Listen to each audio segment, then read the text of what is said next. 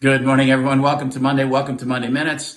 Global capital markets remain wide open, in particular here in the United States. Great environment for issuers, a ton of issuance in the marketplace, very well received. And at the same time, some of the best yield levels that we've seen both in Treasury space and in corporate space for quite some time, 10, 15, 20 years. So good environment for issuers, great environment for investors here, especially on a real yield basis. Wall Street Journal article over the weekend, nothing groundbreaking here. The Fed enters their blackout period now, talking about policy in a good place, saying that skipping doesn't mean stopping. We've certainly heard that before. We think they do retain in the summary of economic projections that second 25 basis point increase. Doesn't mean they're going to deliver that increase. And the market's interpretation of a coin toss we think is right at this point. And we're not going to get hoodwinked by the data.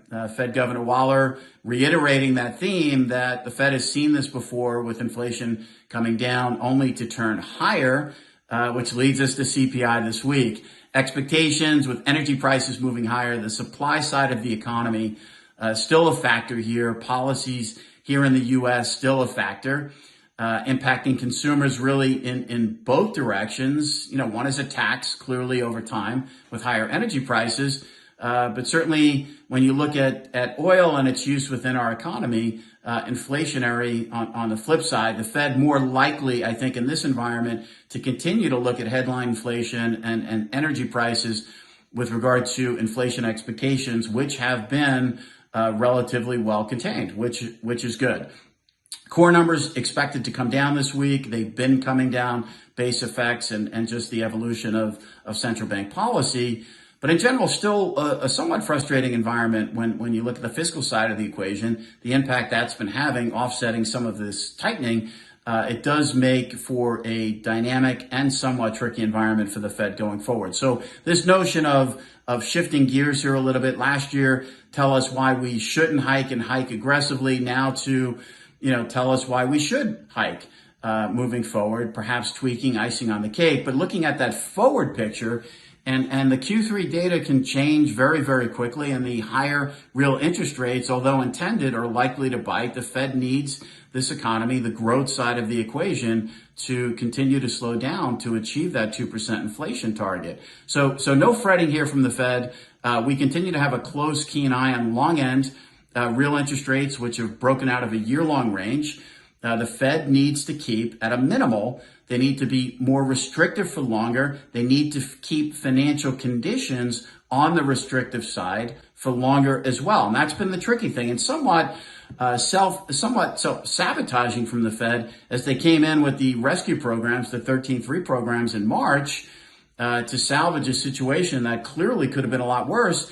But basically turning red markets to green for the following 6 months. So financial conditions really up until late have been loosening. The Fed needs to keep financial conditions on the tighter side. The way they do that is higher for longer, restrictive for longer, letting the market do its work at this point. Less so about the short end, more so about the long end. We are keeping a close eye, and the market should be keeping a close eye on these levels.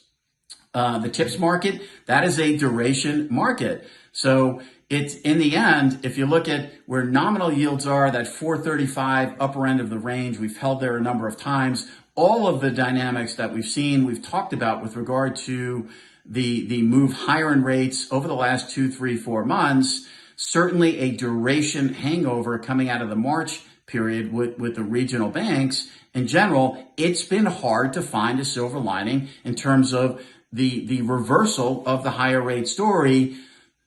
No doubt the marginal buyer in terms of the Fed is gone, and they continue to run over the balance sheet. We can't underestimate that within this pocket of time, and the reason that we're seeing real yields move higher here. But again, this is by design from the Fed. The Fed needs higher real interest rates, in particular on the long end, to keep financial conditions on the tighter end.